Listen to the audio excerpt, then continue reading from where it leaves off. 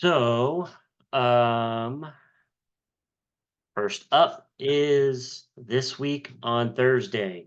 We are going to host our first live mastermind group. So, Heather, if you have networked with Heather Calvo, she's one of our real estate agents here, and she runs a little mastermind group and a mastermind chat. It's kind of fun to be in. Um, but once a month, she does do a mastermind meetup. Usually it is via Zoom, but this time we're going to do it live. We're going to do it over in Rancho Cucamonga. That'll be Thursday, January 25th at 11. If you can RSVP, that would be awesome. Seating is limited over there. So let us know if you want to join into that. We will be sending out some information on it this week if you want to attend live in person. Quick bit of news. So, starting to see some movement out there, positive movement as far as um, confidence of home buyers and sellers in the 2024 market. So, a recent survey done with Zillow found that 21% of homeowners are contemplating selling their homes within the next 3 years, a rise from 15% a year earlier. So this is starting to tick up a little bit. And that's not huge numbers, but it's moving in the right direction. We are, 3 weeks into the new year only. So um, this is positive news. So they conducted in Q4 of last year. The survey also found that an interesting trend. The willingness to sell was almost equal among homeowners with mortgage rates above or below 5%. So, some with the lower and some with higher, both of them were still willing to sell depending on their life scenario.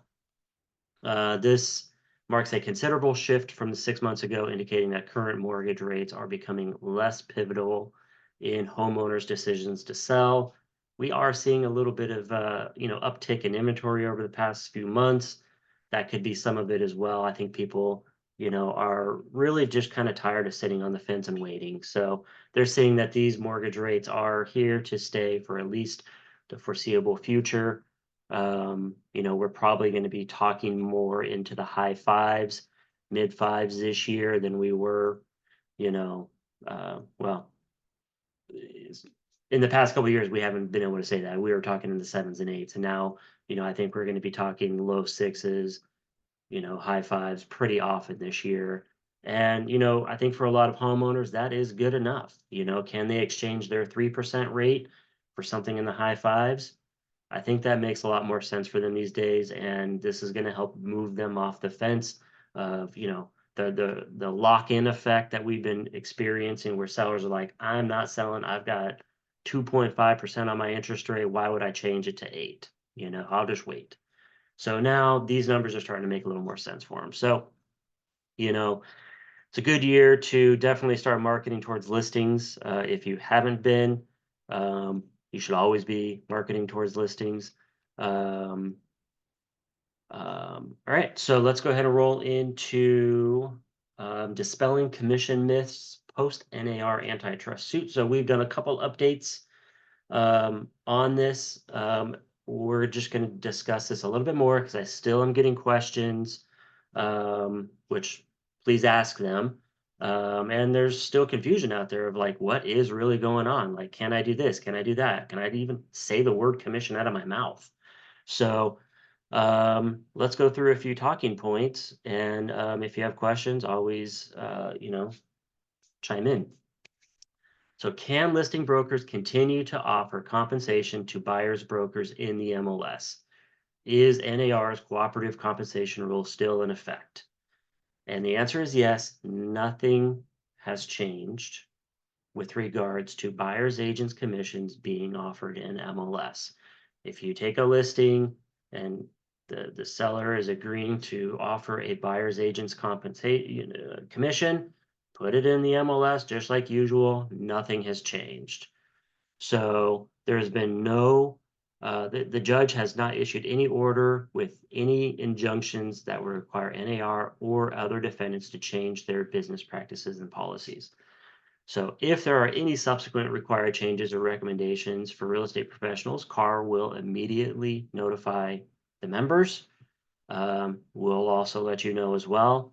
In the meantime, CAR has set up um, a website. It's called Smart Zone. They're doing a lot of updates inside this website. So, this is the direct link to it. This is also in our back office, riserealtyoffice.com, and it's under the general information section, Car Smart Zone. You can always access it there as well if you forget what this is. Um, as I've said in a couple of previous meetings regarding this topic, being open and transparent with your clients about broker compensation is paramount right now. Don't try and hide commission. Don't be ashamed of earning commission. We are in this business to earn money and provide a service. So, when you're providing a service, compensation is due, just like anywhere else you go. So, be open and honest about it and transparent. That's really the key to navigating a lot of this. Also, showing your value, especially as a buyer's agent. What value are you bringing to the table to earn that compensation? Right. Is a seller allowed to offer zero compensation to buyers brokers in the MLS? And the answer is yes, this is allowed.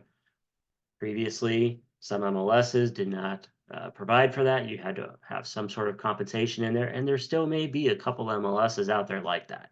However, for the most part, you are allowed to put a $0 amount or percentage in the MLS. Now, that is if it is stated on the MLS on the listing agreement that the seller does not want to offer that. So you can't write the listing agreement and say you're charging X percent, and that of that X percent, you are going to co-op X percent to the buyer's agent and then go into MLS and not put that amount. It has to be the same as what you have in your listing agreement. So, um, what should listing agents advise their seller clients when discussing the listing agreement compensation? Listing agents should talk about the amount of compensation to be paid by the seller to the listing broker. Listing agents should make it clear to the seller that the amount of compensation is negotiable. Don't talk standard commission or, what's common in the industry or anything like that. You don't want to use those types of words, especially what's standard or what does everybody else charge? Don't say those words. Commission is negotiable. Now, can you have a minimum that you will work for? Yes, that is perfectly fine. Just because commission is negotiable doesn't mean that you have to work for any amount of compensation.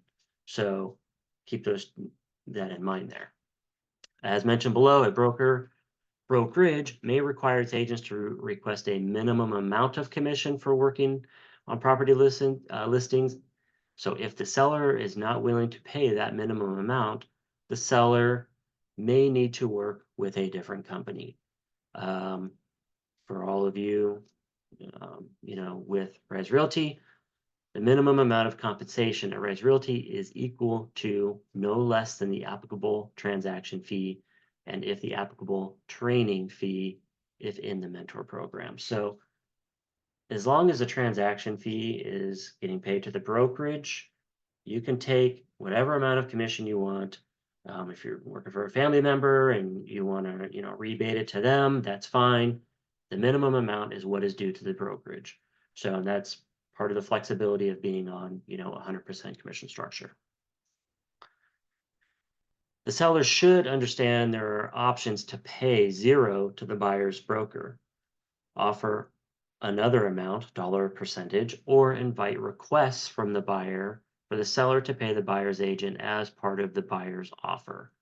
The listing agent should discuss the pros and cons of these options, such as the potential impact on buyers who may be considering the property, such as the possible effect on buyers who have less cash to close or buyers who need loans that will not allow financing real estate commissions. For risk management purposes, it is recommended that listing agents document their files in their files that these issues were discussed with their clients.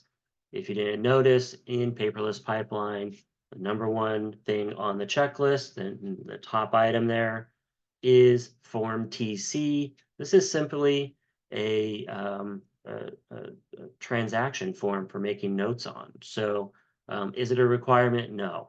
But I have it in there as a reminder that there is Form TC in your Zip Forms account for documentation purposes. So if you want to start adding that into your best practices of risk management while handling your files, take a look at that form. Can a real estate broker have a minimum commission requirement for its agents with respect to their clients? Each broker can determine and negotiate their commission with the broker's clients. The listing agreement is a contract between the broker and the client. Similarly, the buyer representation agreement is a contract between the broker and the broker's client. Accordingly, the broker can decide whether or not to accept certain business terms, such as the amount to be charged for listings handled by the brokerage, and the broker can tell the client about the terms that are acceptable to the broker. While this can be stated as a minimum commission requirement, the broker also has the freedom to negotiate something other than the minimum they've previously stated to their clients if they later choose to do so. Such broker approvals must be made on a non-discriminatory basis.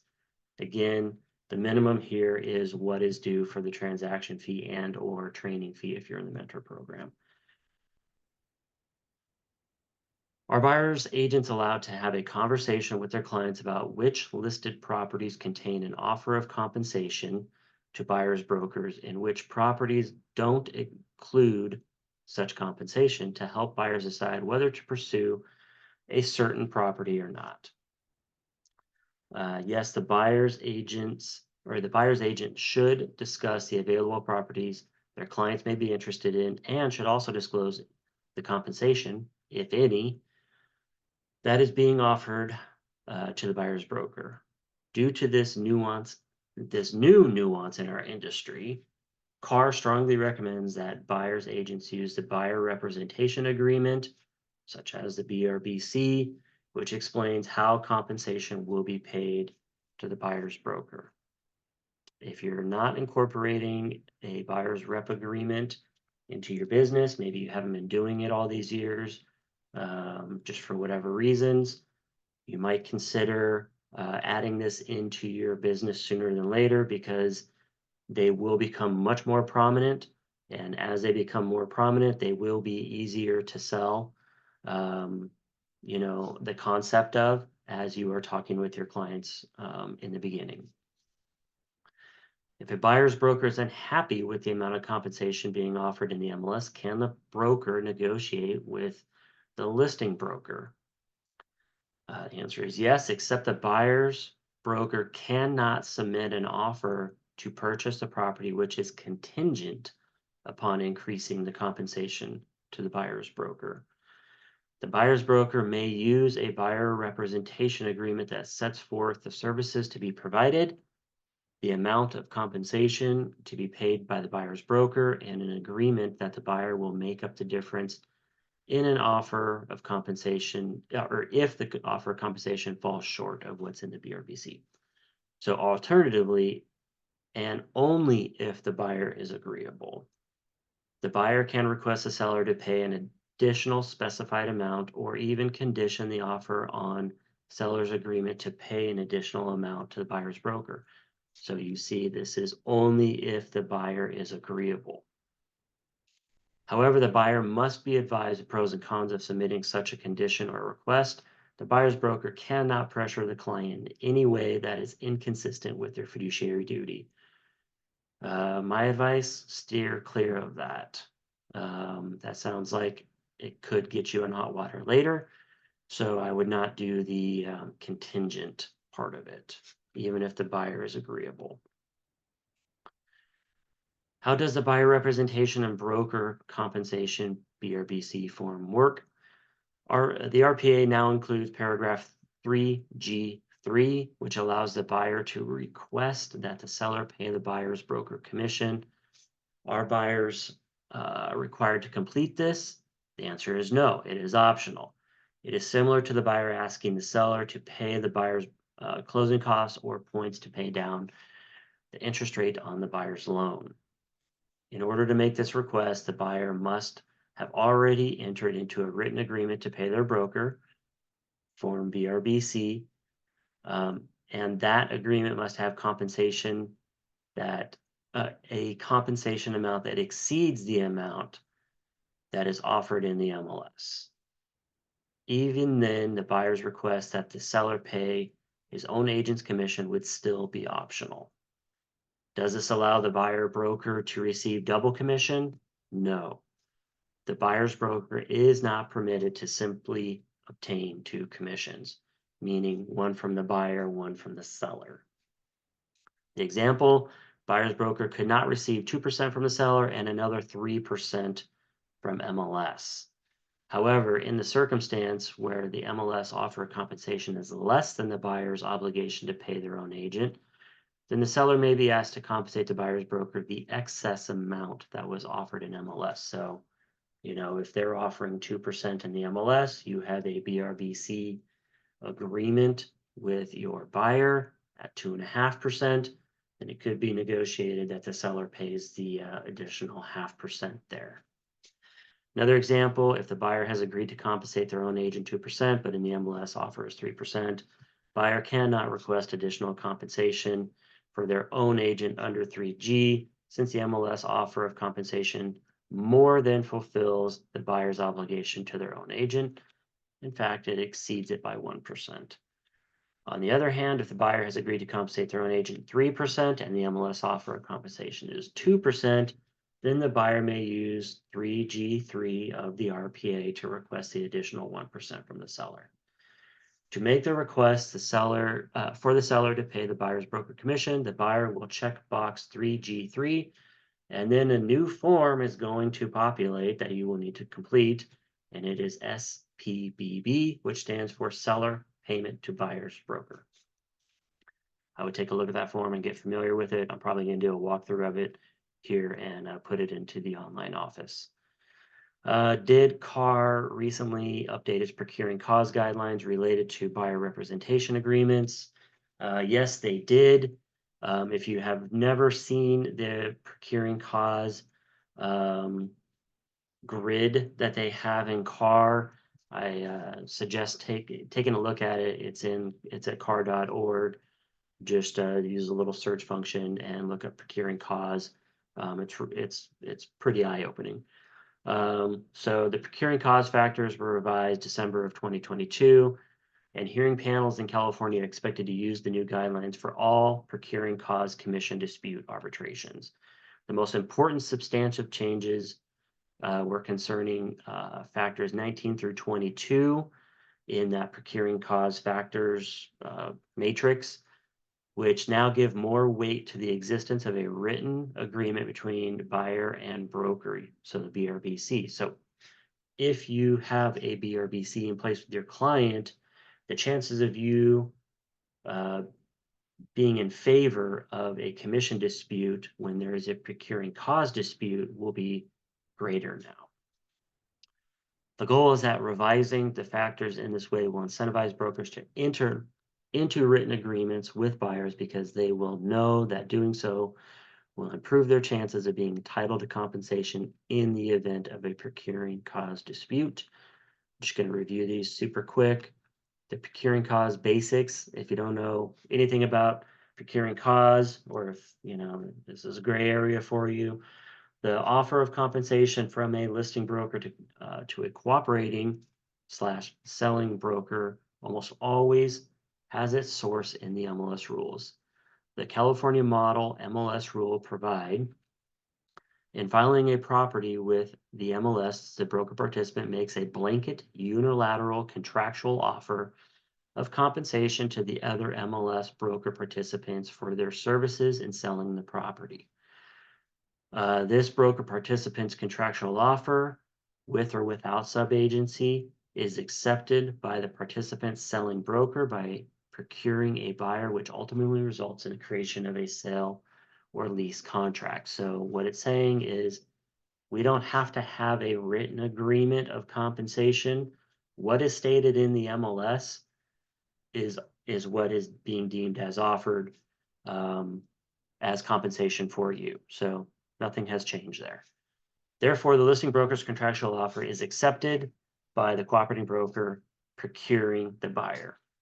The term procuring cause has taken on a life of its own, and many lists and memos have been developed to try and predict the outcome of a given dispute. However, few key concepts always serve as a baseline. Procuring cause is a factors test that doesn't necessarily have one triggering event that will give a sure result. So usually you need to meet multiple factors to win one of these commission disputes. N.A.R. policy prohibits local associations from adopting a rule that predetermines outcomes on commission disputes. N.A.R. defines procuring cause as an uninterrupted series of casual events which results in the successful transaction. So the revised factors are reproduced below. So favors the intro broker. So the person or the agent basically who introduced the property. So generally the first uh, buyer's agent working with the client on that property. So this is rule or factor 19. I'm going to do 19 through 22 real quick. Intro buyer has a buyer rep and broker compensation agreement, BRBC, or another form is used in the same purpose with the exclusive representation option checked. So there are some multiple options on that form to check. If the exclusive representation option is checked, that contains a description for the property, which includes the subject property, and that is dated before the closing broker meets the buyer. So that would be the second person. Maybe it's the listing agent. You know, you had this agreement in place, and then the buyer went over to the listing agent and said, I want you to write this offer up. But you've already been working and you have this buyer rep agreement in place. Before that, then it's going to be in favor of the first buyer's agent, the intro buyer broker. So comments on that, the BRBC with the exclusive option creates a contractual right to compensation between the intro broker and the buyer. And the contract establishes a close connection between them. The existence of an exclusive representation contract between the broker and the buyer should be given significant weight, although the level of the intro broker's involvement with the property and the conduct of the closing broker and his or her behavior in determining the existence of the contract will also factor into the panel's decision. Factor number 20, and this is favoring still the intro broker, so 19 and 20. Intro broker has a buyer rep agreement with the default non-exclusive representation option that predates the involvement of the closing broker, and that contains a description of the property, which includes subject property. The BRBC is, with the non-exclusive representation option, creates a contractual right to compensation between intro broker and the buyer if the broker has or had a significant or a sufficient level of involvement with the subject property. The existence of non-exclusive representation contract between the broker and the buyer should be given significant weight, although the level of the intro broker's involvement with the property and the conduct of the closing broker and his or her behavior in the determining factors existence of the contract also factor into the panel's decision.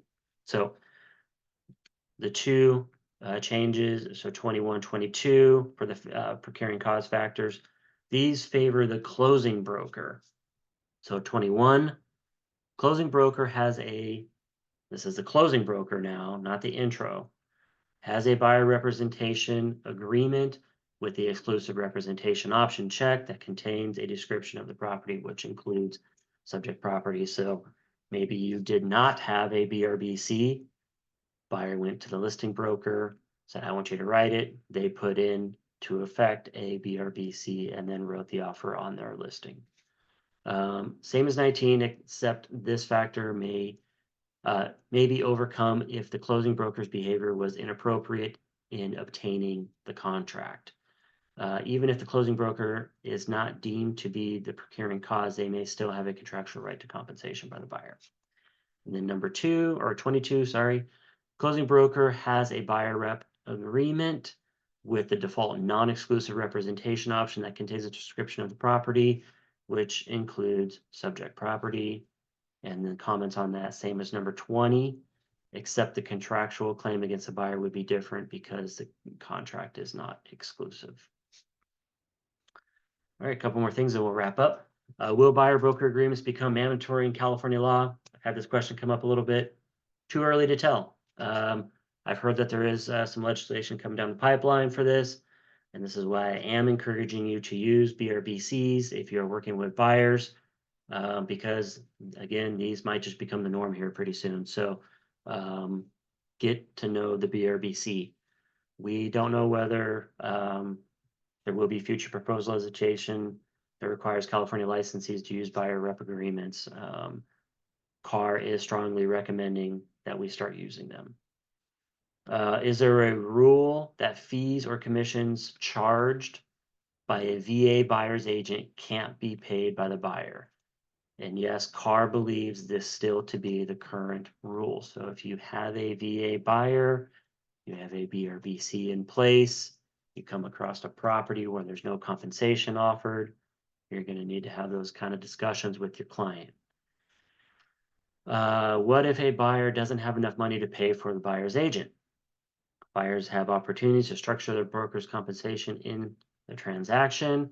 This would need to be negotiated between the buyer and seller.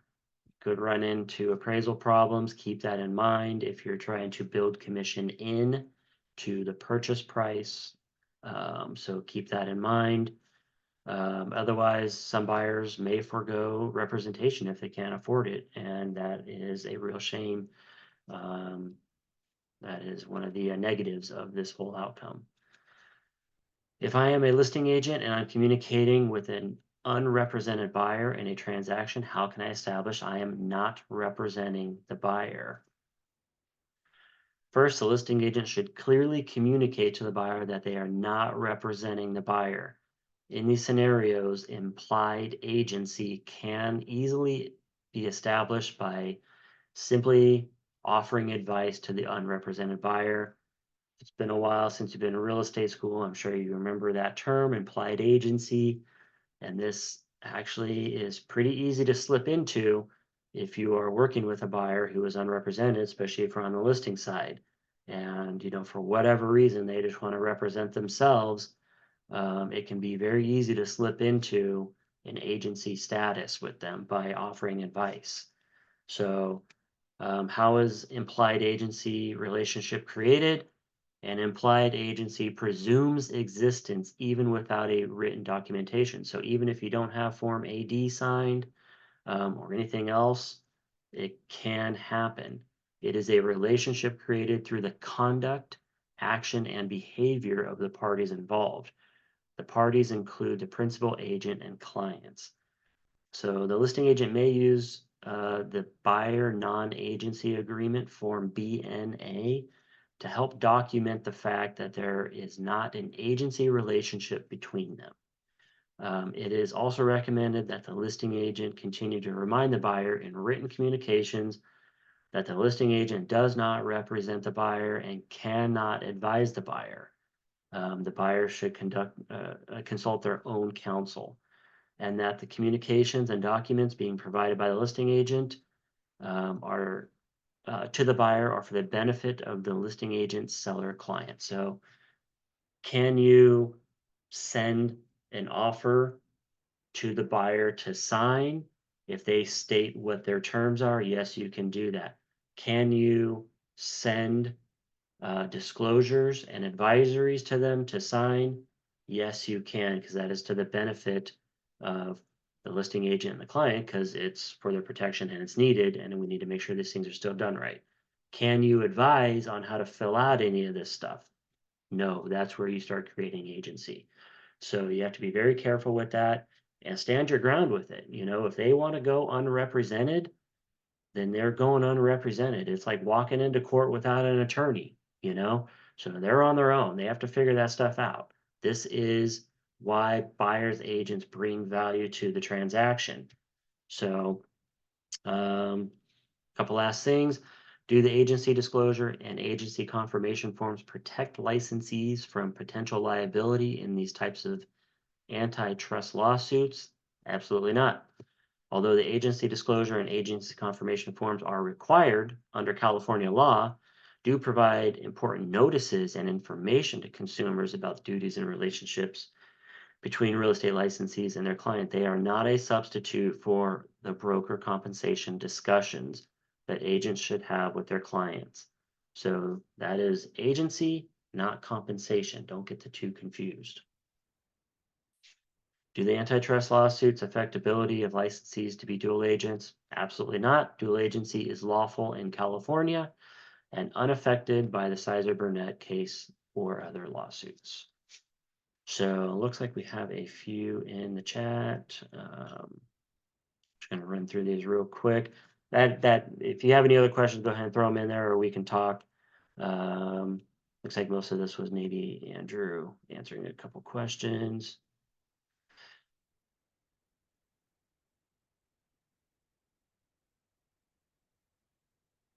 Can you please update us with the lawsuits that are going on with local association? What is going on with that?